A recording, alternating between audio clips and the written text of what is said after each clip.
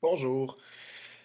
Maintenant, dans cette page de notes de cours, on va prendre la page 7. En la page 6, on se rappelle que ce qu'on avait fait, c'est avec la méthode comptable, on avait fait plusieurs exercices pour trouver la méthode comptable. Donc, on va continuer avec la méthode comptable pour faire des recherches de termes manquants. Donc, ici, on va trouver la valeur d'une inconnue quand, dans le fond, mon inconnu est à l'intérieur de mon opération. Donc, ce que je vais faire, je vais d'abord me ramener à trouver une opération simple, ce que j'avais déjà fait avant dans les premiers chapitres. Donc, si je cherche par exemple si 2 plus 3 égale 5, si j'ai cette opération simple ici, quand je cherche la valeur à trouver 2, comment je fais pour trouver 2? Ben, je dois faire ici 5 moins 3. Donc, si je cherche à trouver ma valeur de 3 dans cette égalité-là, je dois faire 5 moins 2. Donc, je vais me servir de ça plus tard. Quand j'aurai besoin d'une addition, je vais me rappeler de ce principe-là. Ici, quand j'ai 10 moins 2 égale 8, ben, comment je fais pour obtenir 10 à partir des deux autres valeurs? Je dois faire 2 plus 8 ou 8 plus 2. Donc, j'additionne les deux autres termes. Et si je cherche la valeur de 2, je dois faire 10 moins 8. Donc, je garde ça en tête. Et je vais revenir après avec ce que j'ai écrit ici. Donc, si je veux faire ici 54 plus W égale à moins 13, pour savoir quelle opération faire, je vais me ramener à une addition simple. Donc, je vais me prendre mon addition simple ici, qui est 2 plus 3 égale 5. Et dans ce cas-là, ici, 2 plus 3 égale 5. C'est mon 3 qui joue qui est à la place de mon terme manquant. Donc, comment je fais pour obtenir 3? Ben, je dois faire 5 moins 2. Donc, 5 moins 2. Donc, ici, pour trouver ma valeur de W, de façon similaire, je dois faire 13, moins 13 moins 54. Donc, je vais venir écrire mon opération. Je dois faire moins 13 moins 54. Pour trouver la valeur de W, ce que je vais faire, c'est que je vais utiliser ma méthode comptable. Donc, moins 13 moins 54, je vais venir faire ma méthode comptable. J'ai 13 de dette et j'enlève 54, donc j'ai aussi 54 de dette. Quand j'ai deux dettes ensemble, les dettes s'accumulent, ce qui me fait 67 de dette. Donc 67 de dette me donne moins 67. Et je fais ressortir ma réponse en vérifiant si ça a du sens. Donc 54 plus moins 67, donc si j'ai 54 $ et on me donne une dette de 67 $, ce qui va me rester, c'est une dette de 13 $. X plus moins 102 donne moins 98. Si je ne sais pas ici est-ce que je dois les additionner, les soustraire, tout ça, ça vaut la peine de remplacer par une opération simple, donc une addition. Je pourrais prendre la même addition, 2 plus 3 égale 5. Je pourrais en prendre une autre simple ici, comme 4 plus 2 égale 6. Et là, je vais vérifier ici, ben, comment je fais pour obtenir le 4? Je dois faire 6 moins 2. Et si je dois faire 6 moins 2 pour obtenir 4, ben ici, pour trouver x, je dois faire aussi moins 98 moins 102. Donc, je vais aller écrire mon opération. Je fais moins 98 moins ce nombre-là ici qui est moins 102. Quand j'ai un moins, ce que je fais, c'est que ça devient une addition. Donc, enlever une dette, c'est comme ajouter. Donc, pour trouver ma valeur de x, je vais aller faire ma méthode comptable. Donc, j'ai 98 de dette et j'ajoute 102. Donc, ça me fait 102 de gain. Quand j'ai un gain et une dette, ça s'annule. Donc, je prends mon plus gros moins mon plus petit. 102 moins 98 va me donner 4. Donc, x est égal à 4. Du côté des positifs, je vais aller vérifier si ça fonctionne. Donc, 4, j'ai 4 $ plus une dette de 102 $. Ben, je vais payer une partie de ma dette. Ce qui va me rester, c'est 98 de dette. Donc, je vais continuer toujours avec le même principe. Là, je vais avoir des soustractions. Donc, même principe. J'ai moins 567 moins y est égal à moins 2. Donc, si je vais y aller avec une soustraction simple, moi, j'avais fait 10 moins 2 égale 8.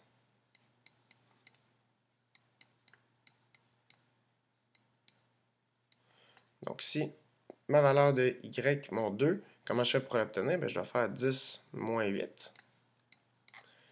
Donc ici, pour trouver ma valeur de y, je dois faire ici moins 567 moins 2. Donc je vais venir l'écrire. Y est égal à moins 567 moins 2. Ce nombre-là moins celui-là. Quand j'ai un moins, j'enlève une dette, ça devient un gain. Enlever une dette, c'est comme ajouter de l'argent. Pour trouver ma valeur, je vais venir faire ma méthode comptable.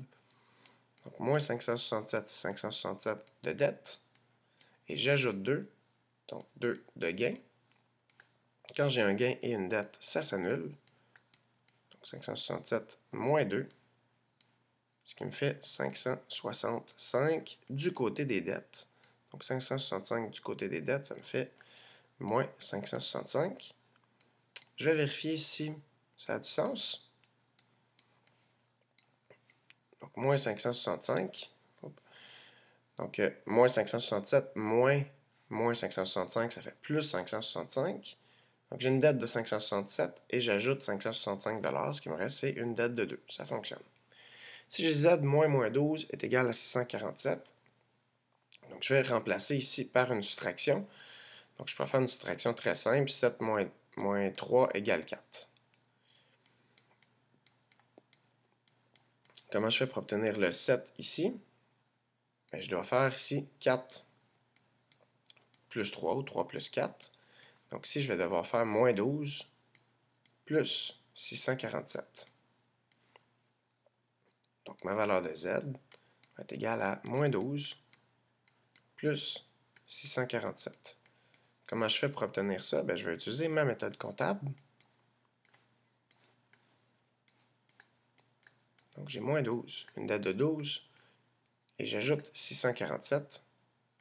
Quand j'ai un gain et une dette, ça s'annule. Donc 647 moins 12 qui me donne 635. 635 du côté des gains, donc ma valeur de z va être égale à 635. Je vérifie, est-ce que ça a du sens, ce terme-là? Donc 635 moins 12, c'est 635 plus 12, ça me donne bien 647.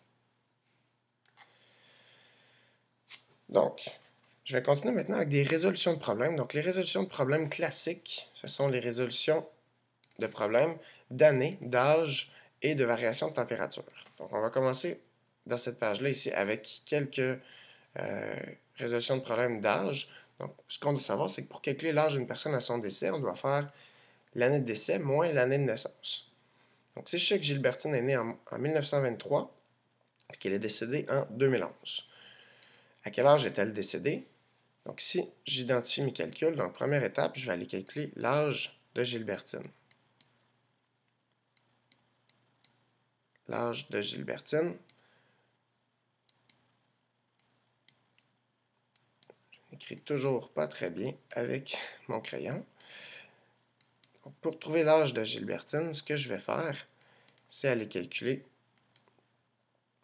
ça. C'est l'année de décès moins l'année de naissance. Donc, l'année de décès, c'est en 2011. L'année de naissance, c'est en 1923. Donc, je vais faire ici 2011 moins 1923. Est-ce que j'ai besoin de la méthode comptable pour faire ça?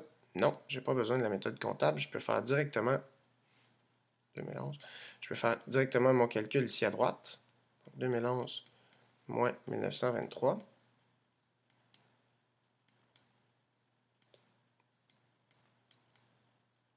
Donc, 11 moins 3, ça me fait 8.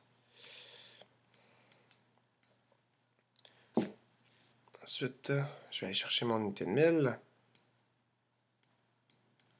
10 moins 2, ça fait 8 aussi. 9 moins 9, 0 et 0. Donc, ça me fait 88.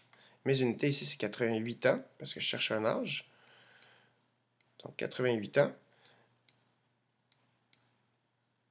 Et il me resterait à écrire ma phrase, ici. Gilbertine avait 88 ans. Gilbertine avait 88 ans. Donc, si elle est née en 1923, pardon, et qu'elle est décédée en 2011, Gilbertine avait 88 ans à sa mort. Je rappelle que ça, c'est toujours fiable à plus ou moins 1 an, selon si sa fête était passée ou pas lorsqu'elle est décédée. C'est toujours fiable à plus ou moins 1 an. Donc, Gilbertine avait 88 ans. Je vais aller faire les deux autres résolutions de problème. Donc, Julius est né en moins 104 et est décédé en l'an 42. Je vais changer de couleur. Donc, à quel âge est-il mort? Je vais aller chercher ici l'âge de Julius. Donc, pour trouver l'âge de Julius, c'est toujours le même principe que pour Gilbertine. Je dois aller faire l'année de décès moins l'année de naissance. Donc, l'année de décès, c'est moins 42. Et l'année de naissance, moins 104. Donc, je fais moins 42 moins l'année de naissance qui est moins 104. Quand j'ai un moins, ça devient un plus parce qu'enlever une dette, c'est comme ajouter de l'argent. Donc, moins 42 plus 104. J'ai besoin de ma méthode comptable pour faire ça. Donc, moins 42, c'est 42 de dette. Plus 104, 104 de gain. 104 moins 42, ça va me faire 62. Donc, 62 dans les gains. Et je rappelle ici que un problème d'âge, je dois toujours trouver un nombre dans les gains parce que je ne pourrais pas trouver un âge négatif. Donc, à quel âge est-il mort? Julius avait 62 ans. Donc, si jamais tu fais un calcul d'âge et que tu trouves un nombre négatif, c'est que forcément tu n'as pas la même opération, tu n'as pas la bonne opération. Tu devrais refaire ton calcul parce que Julius ne pourrait pas avoir moins 62 ans. Ça n'a pas de sens. Julius avait 62 ans. On y va avec Fernandez. Donc, Fernandez est né en 36 avant Jésus-Christ. 36 avant Jésus-Christ, c'est moins 36. Puis il est décédé en l'an 78. Donc, pour trouver, première étape, en fait, j'ai une seule étape pour trouver l'âge de Fernandez. Je vais faire le même principe que ce que j'ai fait pour les deux autres, pour Gilbertine et pour Julius. Donc, pour trouver son âge à son décès, ce que je vais faire, c'est de faire l'année de naissance, l'année de décès, 78, moins l'année de naissance qui est moins 36. Quand j'ai un moins, ça devient un plus, parce que quand j'enlève une dette, c'est comme ajouter de l'argent. 78 plus 36, je n'ai pas besoin de méthode comptable, je peux aller calculer directement. 78 plus 36 me donne 114. Donc 114 ans. Je peux vérifier ce que ça a du sens. Ben, de moins 36 à l'an 0, ça me ferait 36 ans. Et de 0 à 78, ça fait 78 ans. Quand on les additionne, ça me montre que Fernandez avait bien l'âge vénérable de 114 ans. Donc, ça, c'est des problèmes classiques qui vont revenir souvent. À chaque fois qu'on cherche l'âge d'une personne à son décès, on doit toujours faire l'année de décès moins l'année de naissance. Fernandez avait 114 ans. Dans la prochaine page, ce qu'on va voir, c'est qu'on va continuer des résolutions de problèmes. On va en faire d'autres avec les années, les âges, et on va en faire aussi avec les variations de température. Merci.